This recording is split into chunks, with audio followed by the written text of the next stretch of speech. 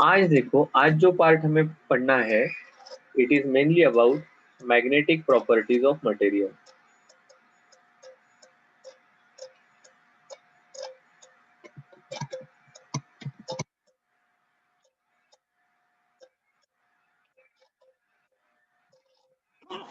Excuse me. Magnetic properties of material मतलब क्या? So basically we are trying to understand ये जो हमारे मटेरियल्स है, टिपिकली मैग्नेटिक मटेरियल्स, ये मैग्नेटिक फील्ड में सेम बिहेव करते हैं क्या, या उनका बिहेवियर कुछ अलग है? अगर अलग है तो किस प्रकार से है? ठीक है, ये सब हम देखना चाहते हैं। सो फॉर दैट मैटर हमने मटेरियल को तीन पार्ट में क्लासिफाई किया है। कौन से तीन पार्ट है? Some materials are diamagnetic,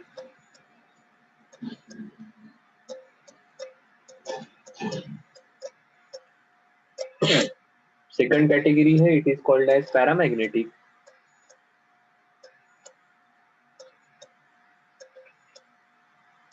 and third category है it is called as ferromagnetic.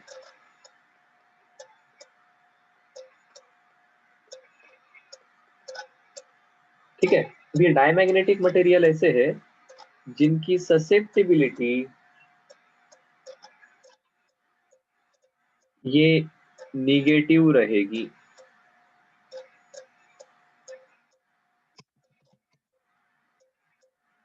ठीक है, ससेप्टिबिलिटी अगर निगेटिव है तो आपको पता है रिलेटिव परमिएबिलिटी आपने कैसे डिफाइन किया था, 1 plus susceptibility.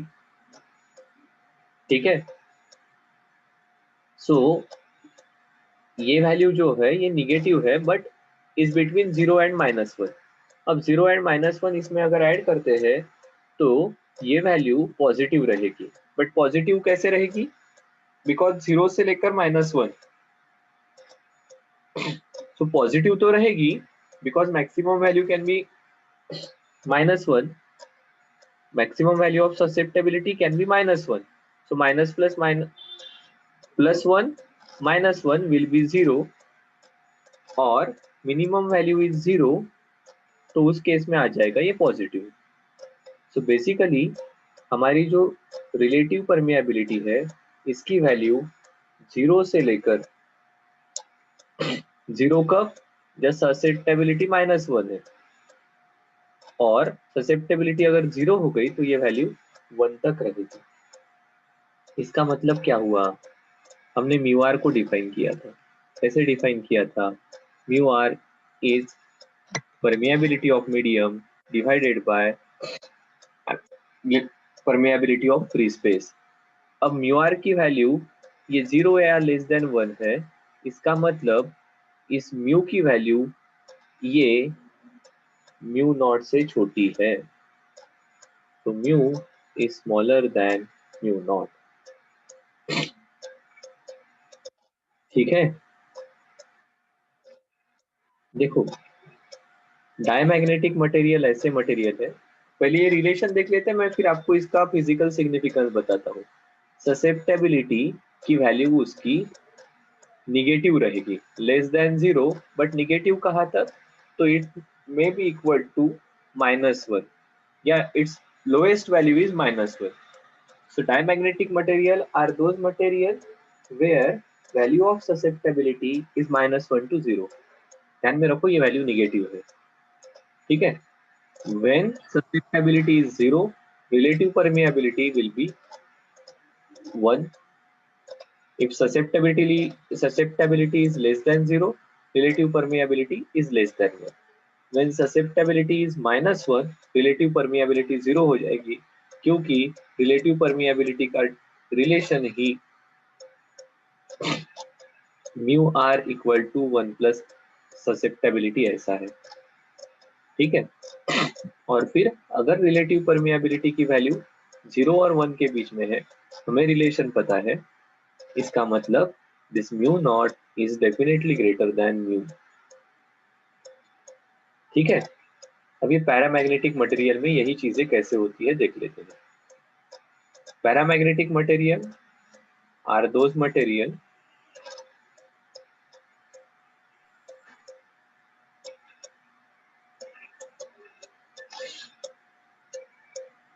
Paramagnetic material are those material where value of susceptibility is small but positive.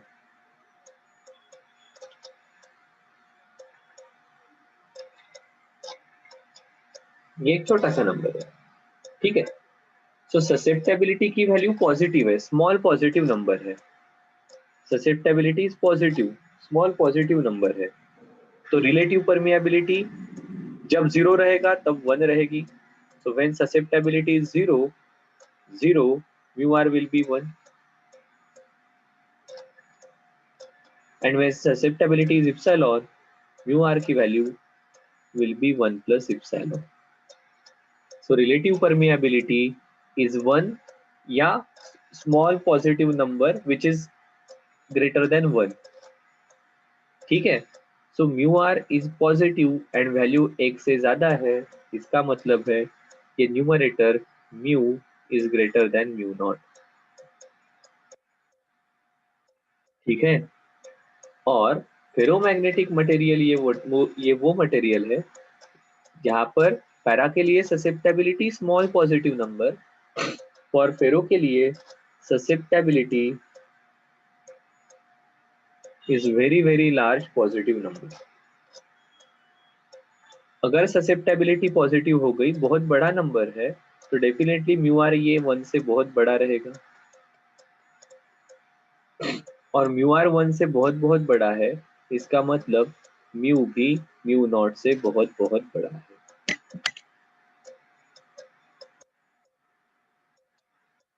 अब इसको जरा समझ लेते हैं, इसका मतलब क्या है। ये सब तो हमने लिख लिया। देखो, हमने एक रिलेशन लिखा है। क्या रिलेशन लिखा है? Magnetisation is susceptibility into magnetic intensity. Magnetization is equal to susceptibility into magnetic intensity. अब मैग्नेटिक इंटेंसिटी क्या होता है, और वापस जाएंगे। देखो, मैग्नेटिक इंटेंसिटी ये सिर्फ जो मैग्नेटिक फील्ड है बिकॉज ऑफ सोलेनोइड, ठीक है, without considering magnetisation of material. B क्या है? बी टोटल मैग्नेटिक फील्ड है। B is total magnetic field. So total magnetic field में से मैग्नेटाइजेशन का पार्ट अगर हटाते हैं तो वो जो एक्सटर्नल फील्ड है that is magnetic intensity H, ठीक है। सो जैसे हमने यहाँ पर कहा था कि यहाँ पर अगर कंपेयर करते हो, बी नॉट को हम म्यू नॉट इंटू एच लिखते हैं, तो it is n into I. H की वैल्यू n इंटू आई, मतलब अगर इतने number of turns per unit length है और इतना करंट उसमें से फ्लो होने वाला है, तो कितने इंटेंसिटी की मैग्नेटिक फील्ड प्रोड्यूस होगी, that is given by H, ठीक है। सो H is basically external magnetic field की इंटेंसिटी, ठीक है। So this magnetization is depends on H। H ये एक्सटर्नल मैग्नेटिक फील्ड है। इस एक्सटर्नल मैग्नेटिक फील्ड के कारण, इस एक्सटर्नल मैग्नेटिक फील्ड के कारण हमारे मटेरियल का कितना मैग्नेटाइजेशन हो रहा है इज गिवन बाय ससेप्टेबिलिटी। सो इसका मतलब ऐसा हो गया, ससेप्टेबिलिटी की वैल्यू ज्यादा, मतलब एक्सटर्नल मैग्नेटिक फील्ड में हमारा मटेरियल अच्छे से मैग्नेटाइज हो जाएगा इन the direction of external field. Susceptibility की वैल्यू कम, मतलब एक्सटर्नल फील्ड का इसके मैग्नेटाइजेशन पर बहुत ज्यादा असर नहीं पड़ रहा है। ससेप्टेबिलिटी की वैल्यू निगेटिव, मतलब ये जो मटेरियल है ये एक्सटर्नल मैग्नेटिक फील्ड जो है उसके अपोजिट डायरेक्शन में मैग्नेटाइज हो रहा है, ठीक है। Value of susceptibility is negative, इसका मतलब ये मटेरियल जो मैग्नेटिक फील्ड है, ये मटेरियल जो मैग्नेटिक फील्ड है उसके अपोजिट डायरेक्शन में मैग्नेटाइज हो रहा है। तो जस्ट टू अंडरस्टैंड, ये अगर हमारा कोई बार मैग्नेट है, और यहाँ पर मैंने ये मटेरियल रखा है।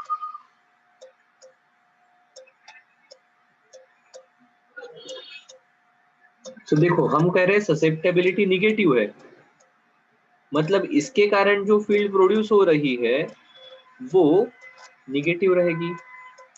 एम ये माइनस ऑफ एच रहेगा कुछ तो, ठीक है।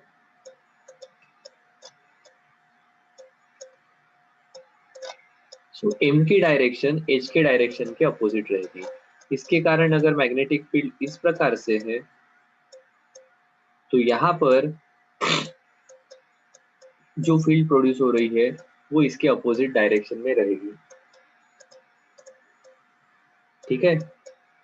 मतलब क्या होगा, सो यहाँ पर ये डायरेक्शन अपोजिट रहेगी, इसका मतलब यहाँ पर इसका नॉर्थ पोल जैसा डेवलप होगा और ये नॉर्थ नॉर्थ रिपेल करेंगे। Such kind of material will move from stronger field to weaker field when placed in magnetic field, या it will move from stronger part to weaker part when placed in external magnetic field। आया क्या ध्यान में? देखो susceptibility की value negative, ठीक है। Susceptibility की वैल्यू निगेटिव मतलब एच की जो डायरेक्शन है उसके अपोजिट डायरेक्शन में ये मटेरियल मैग्नेटाइज हो रहा है। अगर एच मतलब एक्सटर्नल फील्ड के रिलेटेड है, ठीक है। सो ये एच के कारण जो है ये फील्ड अगर इस प्रकार से है नॉर्थ साउथ,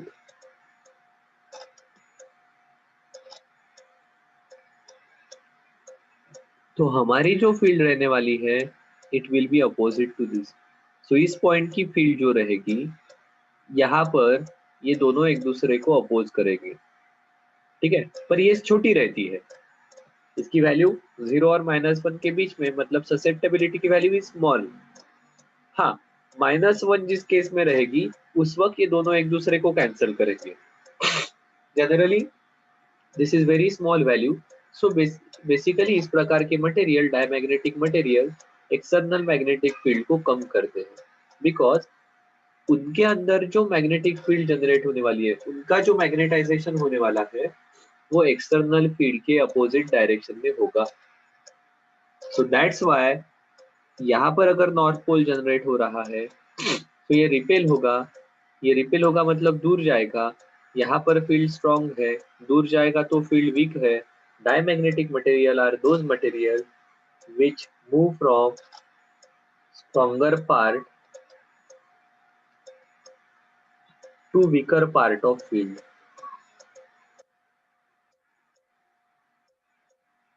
ठीक है। Diamagnetic material are those material which move from stronger part to weaker part of magnetic field। क्या सही है क्या? ऐसा ही इनको डिफाइन किया जाता है, ऐसा ही इनको डिफाइन किया जाता है कि ऐसे मटेरियल जो मैग्नेटिक फील्ड में स्ट्रॉन्गर पार्ट से वीकर पार्ट में जाएंगे those are called as diamagnetic material. उनको डायमैग्नेटिक मटेरियल कहा जाएगा।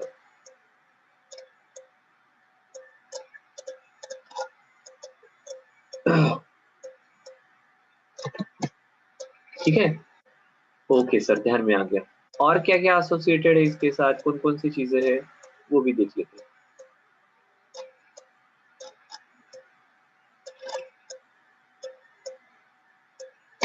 एक मिनट।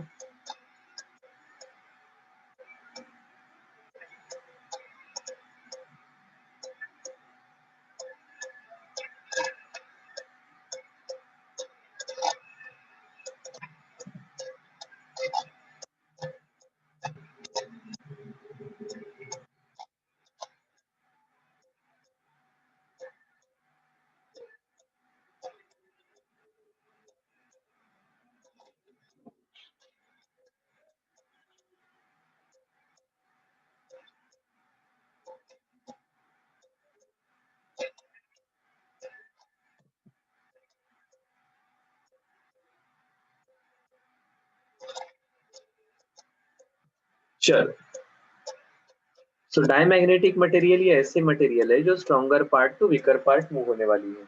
ठीक है, इनकी ससेप्टेबिलिटी स्मॉल नेगेटिव नंबर। ठीक है, कौन कौन से मटेरियल इस कैटेगरी में आते हैं? तो बिस्मथ, कॉपर, पीबी मतलब lead, silicon, nitrogen eight STP, water and sodium chloride. ठीक है, पर ये बहुत वीक होती है। हाँ, ये स्मॉल नेगेटिव नंबर है, मतलब ये वीक है। और इस कैटेगरी के सब बढ़िया मटेरियल है सुपर कंडक्टर्स।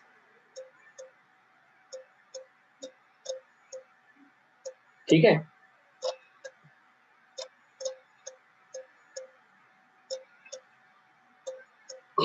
सुपर कंडक्टर्स मतलब क्या? एट एक्सट्रीमली लो टेम्परेचर ये बहुत अच्छी कंडक्टिविटी एंड बहुत अच्छे से डायमैग्नेटिज्म एग्जिबिट करेंगे।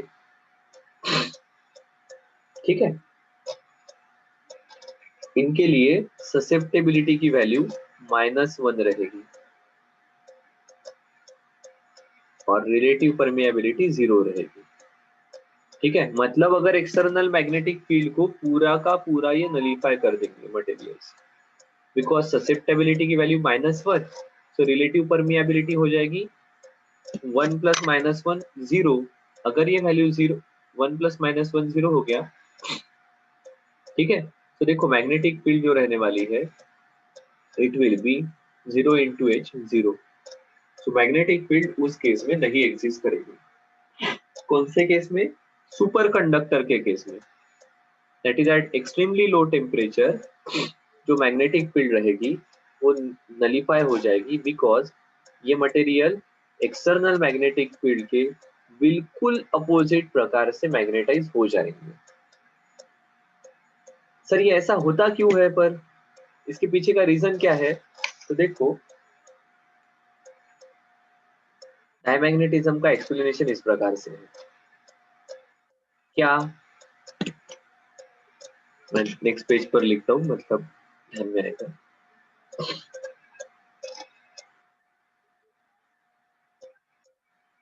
Atoms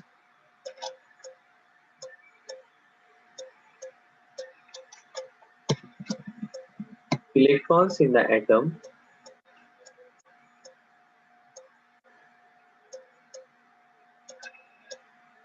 orbiting around nucleus। अब देखो ये चार्ज पार्टिकल है, दे आर इन मोशन, तो उनके साथ चार्ज पार्टिकल की मोशन मतलब दे मैग्नेटिक फील्ड जनरेट करने वाले हैं। सो electrons in the atom orbiting around the nucleus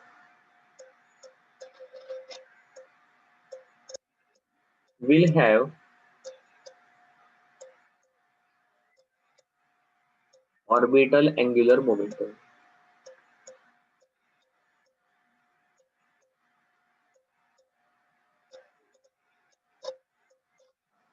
and will develop orbital magnetic moment। ये हमने देखा है कि electron revolving around the nucleus will have orbital magnetic moment।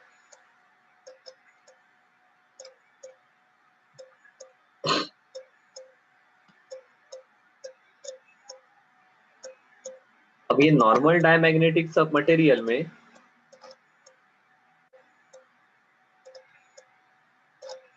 ऐसे सभी इलेक्ट्रॉन्स की नेट ऑर्बिटल मैग्नेटिक मोमेंट इन डायमैग्नेटिक मटेरियल, नेट ऑर्बिटल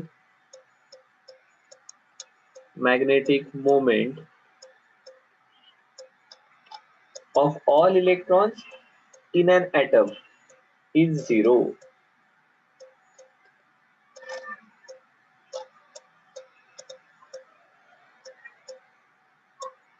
ठीक है, एक electron which is revolving around the nucleus, उसके कारण ऑर्बिटल मैग्नेटिक मोमेंट रहेगी। एक एटम, इसमें ऐसे बहुत सारे इलेक्ट्रॉन्स है, सो उस इन हर इलेक्ट्रॉन की कुछ ना कुछ मैग्नेटिक मोमेंट रहेगी। बट अगर एटम के सभी इलेक्ट्रॉन्स को कंसीडर किया तो उनकी net orbital magnetic moment zero रहने वाली है। कब? जब जब एक्सटर्नल फील्ड इज अपसेट। ठीक है,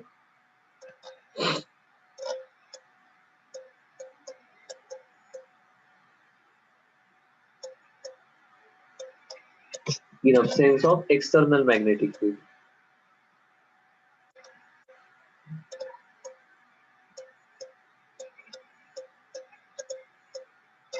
न्यूक्लियस है, न्यूक्लियस के अराउंड इलेक्ट्रॉन घूम रहा है, इलेक्ट्रॉन घूम रहा है मतलब it just like a charge particle in motion. Charge particle in motion will generate magnetic field around it. हमने देखा है ये, और हमने कहा है कि इस प्रकार से इलेक्ट्रॉन के ऑर्बिट के साथ एसोसिएटेड मैग्नेटिक मोमेंट जो रहेगी उसको हम ऑर्बिटल मैग्नेटिक मोमेंट कहते हैं। अब ऐसे सभी इलेक्ट्रॉन्स की ऑर्बिटल मैग्नेटिक मोमेंट की अगर वेक्टर एडिशन करते हैं तो एक एटम की ऑर्बिटल मैग्नेटिक मोमेंट जीरो आती है। ठीक है, ऐसा कब? When there is no external magnetic field. But जब एक्सटर्नल मैग्नेटिक फील्ड आ जाएगी,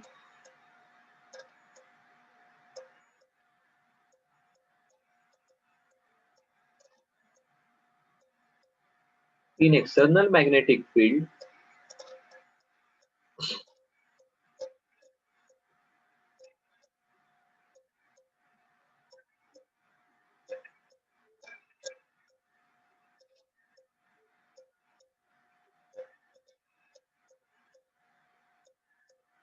atom producing or having orbital magnetic moment in the direction of external field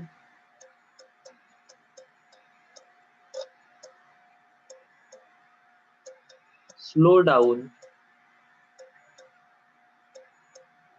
and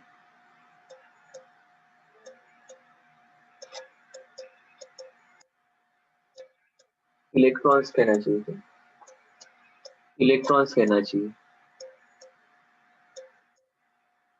electrons की होती है ना। Electrons producing orbital magnetic moment in the direction of external field slow down and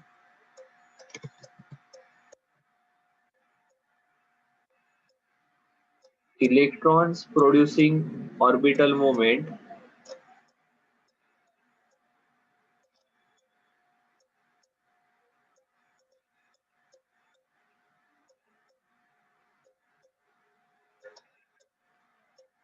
in opposite direction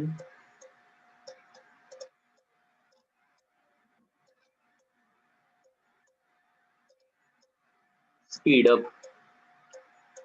अब opposite direction के electron की speed बढ़ती है तो उनके कारण प्रोड्यूस होने वाली नेट ऑर्बिटल मैग्नेटिक मोमेंट बढ़ती है।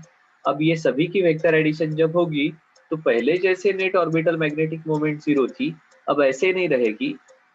On the contrary, opposite direction के इलेक्ट्रॉन की स्पीड बढ़ी है तो उनकी ऑर्बिटल मैग्नेटिक मोमेंट बढ़ जाएगी and there will be net magnetic moment in the direction opposite to external magnetic field। External magnetic field के अपोजिट डायरेक्शन के इलेक्ट्रॉन की स्पीड अप होने के कारण अपोजिट डायरेक्शन की ऑर्बिटल मैग्नेटिक मोमेंट ज्यादा रहेगी। ये जो हमारा मटेरियल है ये इस प्रकार से मैग्नेटाइज हो जाएगा सो दैट उसके कारण प्रोड्यूस होने वाली मैग्नेटिक फील्ड हमारे एक्सटर्नल मैग्नेटिक फील्ड को अपोज करेगी। हम कहेंगे कि इसकी जो ससेप्टेबिलिटी है it is negative. External magnetic intensity जो है उसके अपोजिट डायरेक्शन में ये मैग्नेटिक फील्ड जनरेट करता है। ठीक है, क्लियर? अब ऐसा क्यों होता है तो इसके पीछे एक लॉ इन्वॉल्व है, लेंज लॉ, जो हम नेक्स्ट चैप्टर में पढ़ने वाले हैं कि सर ऐसा क्यों कि अपोजिट डायरेक्शन के इलेक्ट्रॉन एक्सीलरेट होते हैं और सेम डायरेक्शन के इलेक्ट्रॉन स्लो डाउन होते हैं। तो इसके पीछे लेंस लॉ है, ठीक है, वो हम नेक्स्ट चैप्टर में पढ़ने वाले हैं। सो ध्यान में आया क्या, डायमैग्नेटिक मटेरियल क्या है, किस प्रकार से काम करते हैं? सिंपल है, डायमैग्नेटिक मटेरियल ऐसे है जो एक्सटर्नल मैग्नेटिक फील्ड में अपोजिट डायरेक्शन की मैग्नेटिक फील्ड जनरेट करते हैं। मैग्नेटाइज तो होते हैं, सिर्फ उन्होंने जनरेट की हुई मैग्नेटिक फील्ड ये अपोजिट डायरेक्शन की रहेगी। इसके कारण ये मैग्नेटिक फील्ड में स्ट्रॉन्गर पार्ट से वीकर पार्ट तक मूव करने वाले हैं। इनकी ससेप्टेबिलिटी स्मॉल नेगेटिव वैल्यू रहेगी। Example bismuth, copper, lead, silicon, nitrogen at standard temperature, pressure, water and NaCl मतलब सोडियम क्लोराइड, अपना नमक, ठीक है। Super conductors are perfect diamagnetic material, जहां पर ससेप्टेबिलिटी की वैल्यू -1 रहेगी, रिलेटिव परमिएबिलिटी 0 रहेगी। मतलब एक्सटर्नल मैग्नेटिक फील्ड में अगर आप सुपर कंडक्टर को रखते हो तो एक्सटर्नल मैग्नेटिक फील्ड के अपोजिट डायरेक्शन की उतनी ही स्ट्रेंथ की magnetic field super conductor generate करेंगे। ठीक है सर, अब आप शायद से आगे लिंकअप कर सकते हो पैरामैग्नेटिक मटेरियल कैसे रहेंगे। पैरामैग्नेटिक मटेरियल ऐसे रहने वाले हैं कि वो एक्सटर्नल फील्ड के डायरेक्शन में मैग्नेटिक फील्ड जनरेट करने वाले हैं, ठीक है, क्योंकि ससेप्टेबिलिटी पॉजिटिव है। ससेप्टेबिलिटी की पॉजिटिव, इसका मतलब एक्सटर्नल मैग्नेटिक फील्ड जो जिस डायरेक्शन में है उसी डायरेक्शन में ये मैग्नेटिक फील्ड जनरेट करेंगे। मतलब यहाँ पर नॉर्थ साउथ इस प्रकार से है, तो ये जो मटेरियल रहेगा इसके कारण भी मैग्नेटिक फील्ड इसी प्रकार से रहेगी, नॉर्थ साउथ। अगर ऐसा है तो ये साउथ यहाँ पर अट्रैक्ट होने वाला है, ये अट्रैक्ट होगा तो ये वीकर पार्ट से स्ट्रॉन्गर पार्ट की तरफ मूव होने वाले हैं, ठीक है।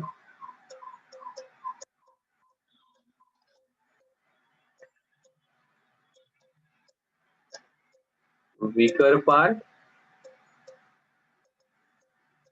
टू स्ट्रॉन्गर पार्ट, ठीक है। ससेप्टेबिलिटी इट्स स्मॉल पॉजिटिव,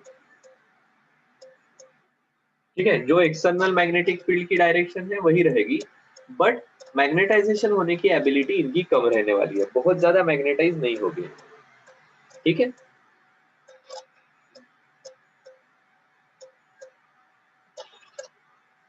इसके क्या क्या एग्जांपल है, तो इसके एग्जांपल्स है aluminium, sodium, calcium, oxygen at standard temperature and pressure and copper chloride, ठीक है, कॉपर क्लोराइड रहेगा इसमें। अब ये किस प्रकार से बिहेव करते हैं, या ये इस प्रकार से क्यों, कैसे बिहेव करते हैं कि एक्सटर्नल मैग्नेटिक फील्ड के डायरेक्शन में ही इनकी मैग्नेटिक फील्ड जनरेट होगी, तो वो देख लेते हैं। ये हमने किसके लिए लिखा है, diamagnetic material.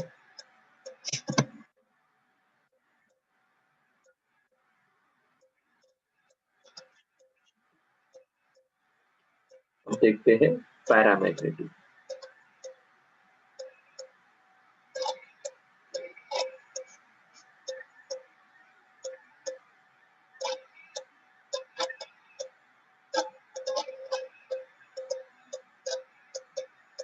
Individual atoms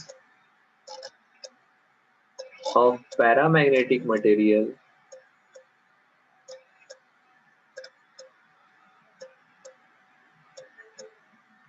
possesses a permanent magnetic moment.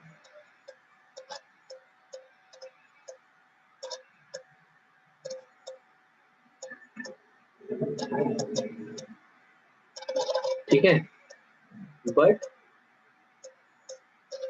Due to ceaseless, नहीं रुकने वाली random motion of atoms, there is no net magnetic moment.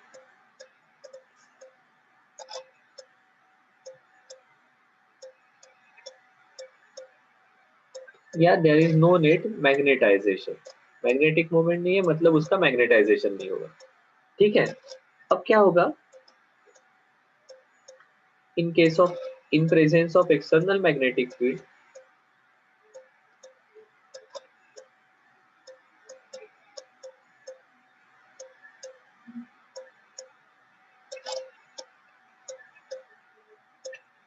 in presence of external magnetic field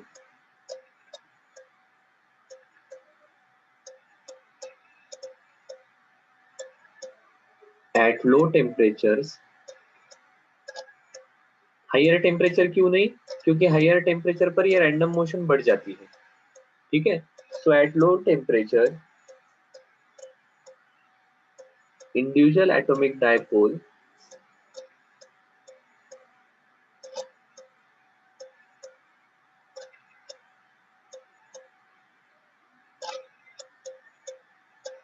align themselves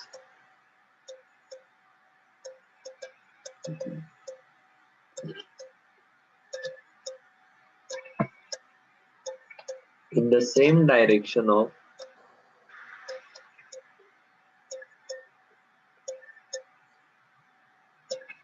external magnetic field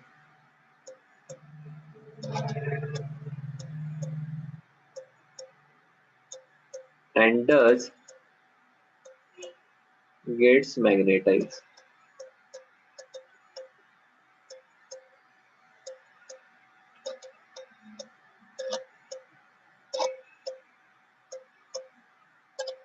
ठीक है,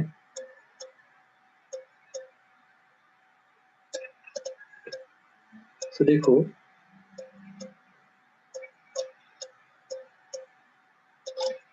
अगर इस प्रकार से paramagnetic material है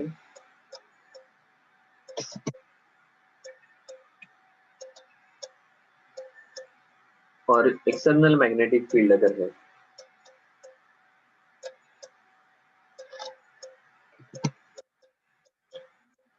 तो नॉर्मल केस में ये मैग्नेटिक फील्ड लाइन सीधी रहती, इस मटेरियल के अंदर ये कॉन्सेंट्रेट हो जाती है।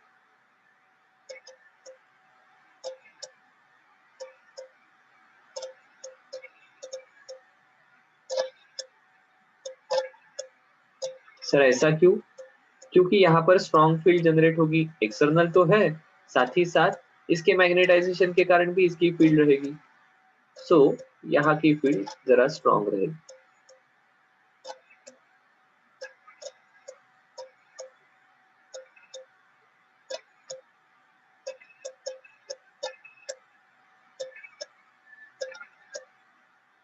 तो एक्सटर्नल फील्ड को स्ट्रॉन्ग बनाने का काम इस प्रकार से मटेरियल्स कर सकते हैं। कौन सा मटेरियल है ये, दिस इज पैरामैग्नेटिक मटेरियल। यही डायमैग्नेटिक मटेरियल के केस में क्या होता, ये अपोजिट डायरेक्शन में फील्ड जनरेट करता। अपोजिट डायरेक्शन में का मतलब ये मैग्नेटिक फील्ड लाइंस दूर दूर जाती, मैग्नेटिक फील्ड लाइंस दूर मतलब वहां की स्ट्रेंथ कम हो गई।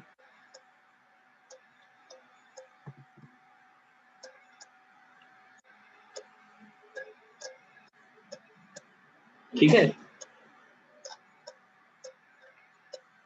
सो डायमैग्नेटिज्म फील्ड की स्ट्रेंथ कम करने के लिए यूज होगा, पैरामैग्नेटिक मटेरियल फील्ड की स्ट्रेंथ थोड़े से बढ़ाने के लिए होगा। अब इसमें एक इंपॉर्टेंट कंसेप्ट इन्वॉल्व है, ये सब कब तक होगा सर, तो एक ध्यान में रखो, this random motion is because of temperature, these are thermal random motion. ठीक है, टेम्परेचर के कारण ये पार्टिकल्स एटम्स की जो रैंडम मोशन रहेगी वो मोशन के बारे में हम बात कर रहे हैं। सो अगर टेम्परेचर बढ़ते गया तो क्या होगा, सो टेम्परेचर बढ़ते गया तो ऐसा होगा कि ये एटम्स की मोशन बढ़ेगी, इनकी मोशन बढ़ेगी तो इस प्रकार से मैग्नेटाइजेशन जो डेवलप हो रहा है वो नहीं हो पाएगा। ठीक है, तो इसलिए हम यहाँ पर लिखते हैं this magnetization is inversely proportional to temperature, और इसे दिया जाएगा magnetization M equal to C into B naught upon T. ठीक है, या मैग्नेटाइजेशन मतलब क्या होता है, तो हमें पता है this is susceptibility into H. ठीक है, तो इसे ही आप, और बी नॉट को भी आप म्यू नॉट इंटू एच लिख सकते हो। सो इसलिए ये हो जाएगा susceptibility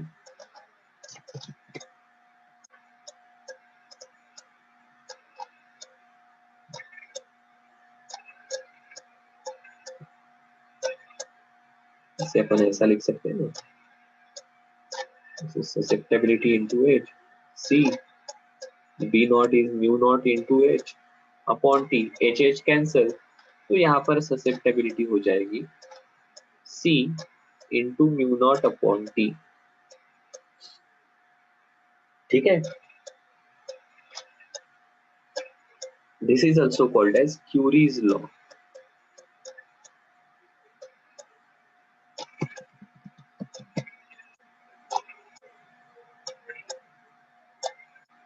That is, susceptibility in case of paramagnetic material is inversely proportional to temperature. That is, magnetization जो होगा, ससेप्टेबिलिटी जो रहेगी, ये मटेरियल के नेचर पर तो डिपेंड है ही, साथ ही साथ टेम्परेचर पर भी डिपेंड है। ठीक है,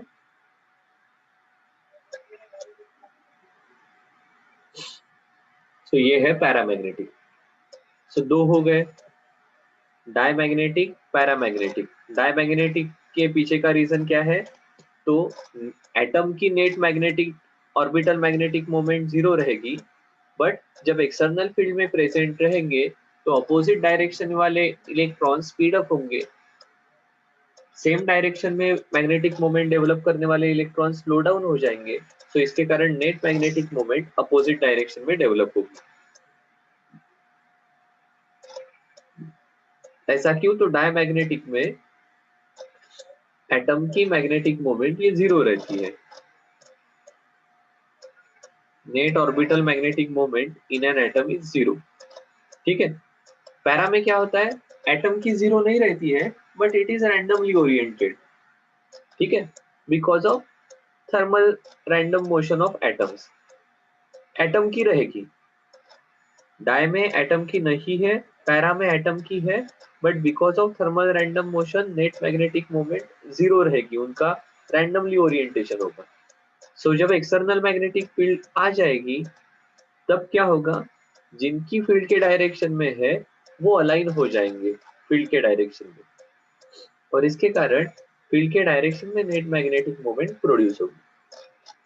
हाँ, अब जैसे जैसे टेम्परेचर बढ़ेगा वैसे वैसे इसका मैग्नेटाइजेशन होने की एबिलिटी कम होगी, क्योंकि ये रैंडम मोशन बढ़ जाएगी। सो अब बचता है एक material which is ferromagnetic material. नाम से ही ध्यान में आया होगा आपको, फेरोमैग्नेटिक मटेरियल में आयन बिलोंग करेगा। कौन कौन रहेंगे यहाँ पर,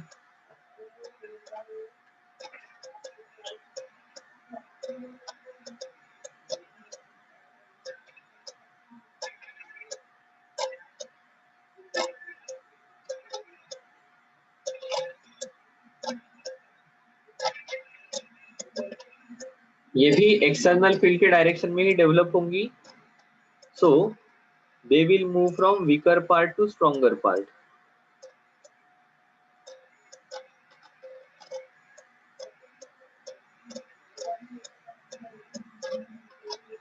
susceptibility is large,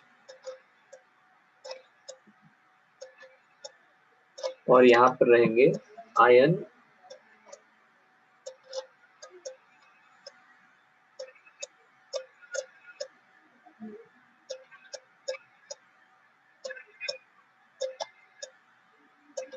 कोबाल्ट और निकेल, पर इसमें भी दो कैटेगरी है।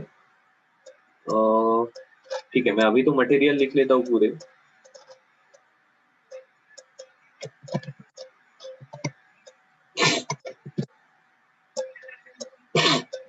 Ion, cobalt, nickel, alnico alloy, ध्यान से आया होगा, it is alloy of iron, nickel, cobalt, aluminium and copper. Aluminium, nickel, cobalt, copper and iron. ठीक है, और एक मटेरियल यहाँ पर है गोडोलिनियम।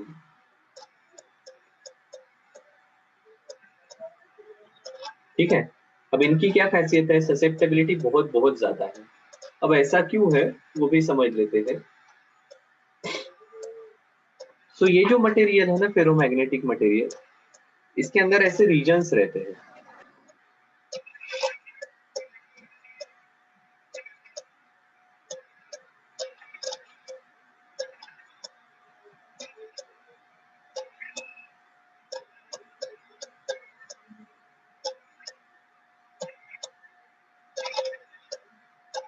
ठीक है,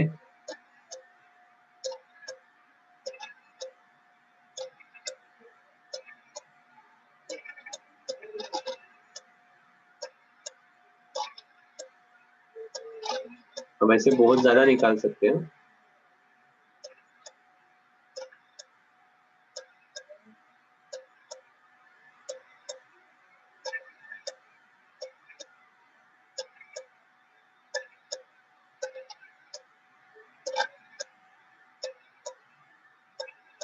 हाँ, तो बेसिकली क्या होगा, डाई एटम की 0, पैरा एटम की रहेगी बट रैंडमली ओरिएंटेड। फेरो में ऐसा ग्रुप हो जाएगा। अब ये ग्रुप मतलब क्या, इसका सिंपल एग्जांपल है, एखादा च्युइंगम अगर जमीन पर गिर जाता है तो उसके सब बाजू से उसे मिट्टी चिपक जाती है, होता है ऐसा। या एक मैग्नेट लोहे के छोटे छोटे पार्टिकल्स है वहां पर गिर जाएगा तो सभी डायरेक्शन से उसे मैग्नेट ये लोहे के पार्टिकल्स या नीडल्स चिपक जाएगी। ठीक है, तो वैसा ही यहाँ पर ये छोटे छोटा ग्रेन स्ट्रक्चर डेवलप होता है कि एक एटम के जगह there will be a group of atom which are having net magnetic moment in given direction. ठीक है, अब ये ऐसा क्यों होता है, सो आपको इसके लिए सॉलिडिफिकेशन प्रोसेस को समझना पड़ेगा। ये मटेरियल जब सॉलिडिफाई होता है ना, तो पूरा लिक्विड है, जब ये सॉलिडिफाई होता है तो एक एक जगह पर इसका सॉलिडिफिकेशन शुरू हो जाता है और फिर वो वहां से आगे बढ़ते जाता है। ठीक है, ये बहुत बार किसी मेडिकल चीजों के डेवलपमेंट में दिखाते हैं या डिस्कवरी पर इस प्रकार से दिखाते हैं कि किस प्रकार से वो रीजन ग्रीन होते जाता है या किस प्रकार से फंगस या बैक्टीरिया डेवलप हो जाते हैं। तो यहाँ पर एक शुरू हुआ तो इसके आजू बाजू में शुरू हो जाएंगे, यहाँ पर एक शुरू हुआ तो इसके आजू बाजू में हो जाएंगे, यहाँ पर हुआ तो इसके आजू बाजू में हो जाएंगे। सो वैसे यहाँ पर रहेगा कि ये जो सॉलिडिफिकेशन प्रोसेस है ये डिफरेंट पॉइंट पर स्टार्ट होगी और फिर वो आजू बाजू के उसके साथ अलाइन होते रहेंगे। ठीक है, बट उसके कारण फिर ऐसा ग्रेन स्ट्रक्चर तैयार हो जाएगा। अगर इसे और अच्छे से अगर थोड़ा सा समझना है तो अपने यहाँ अनाज में धान्यात कधी कधी जाळे लागतात, ते जाळे अशा प्रकारचे होतात की त्याच्या आजूबाजूचे पार्टिकल तिथे जमा होऊन जातात। ठीक है, उस प्रकार से ये रहेगा। अब ये सभी रैंडमली ओरिएंटेड है। अब ये रैंडमली ओरिएंटेड होने के कारण नेट मैग्नेटिक मोमेंट इस फेरोमैग्नेटिक मटेरियल की 0 रहेगी। बट जब एक्सटर्नल मैग्नेटिक फील्ड आ जाएगी, जब एक्सटर्नल मैग्नेटिक फील्ड आ जाएगी तब क्या होगा, ये सभी की मैग्नेटिक मोमेंट एक डायरेक्शन में अलाइन हो जाएगी।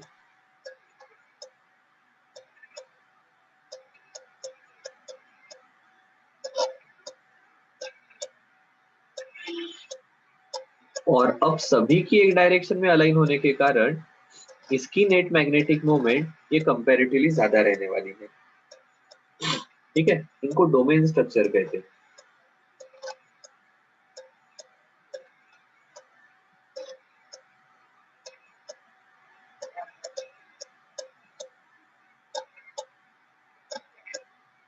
these are aligned domain.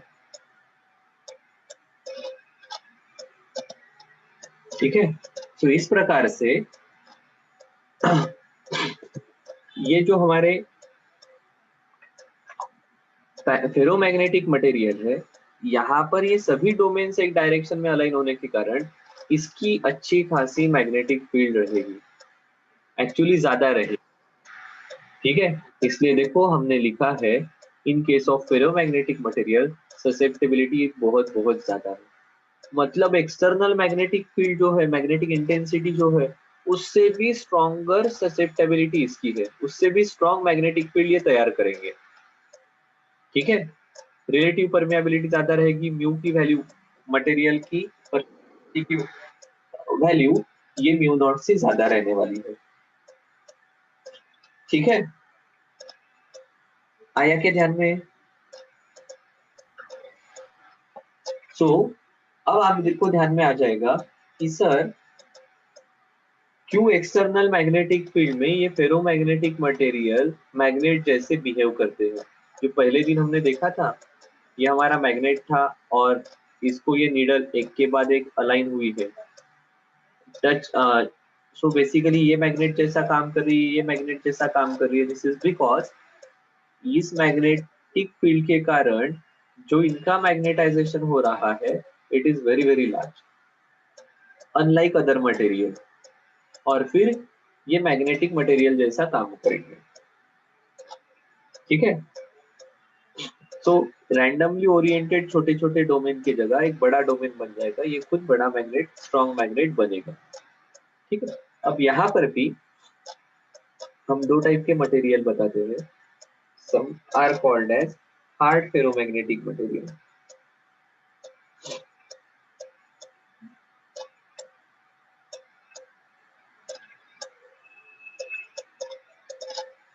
इसे कहा जाएगा hard ferromagnetic material.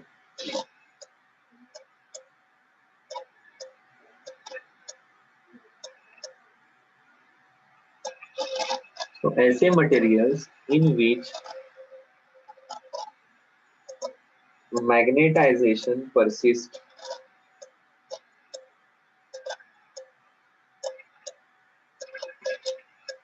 Magnetisation persist मतलब क्या? एक बार मैग्नेटाइज हो गया तो वो मैग्नेटाइज रहेगा।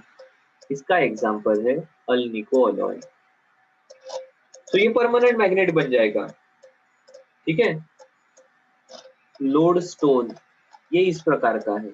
अल्निको में कौन कौन है? Fe, Cu, aluminium, nickel, cobalt. Lodestone is naturally occurring.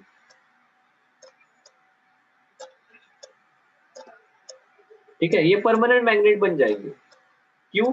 क्योंकि एक बार डोमेन अलाइन हो गए तो ये रबर बैंड जैसे नहीं है, वापस अपने केस में, वापस अपने ओरिजिनल स्टेट में चले जाएंगे, वो वैसे के वैसे ही रहेंगे। So this material will act as permanent magnet.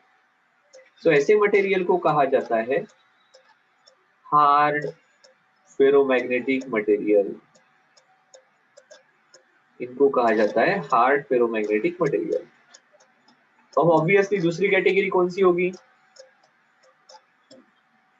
Soft ferromagnetic material. इसमें क्या होने वाला है? यहाँ पर मैग्नेटिज्म परसिस्ट नहीं होगा, यहाँ पर magnetization disappears after removal of external magnetic field।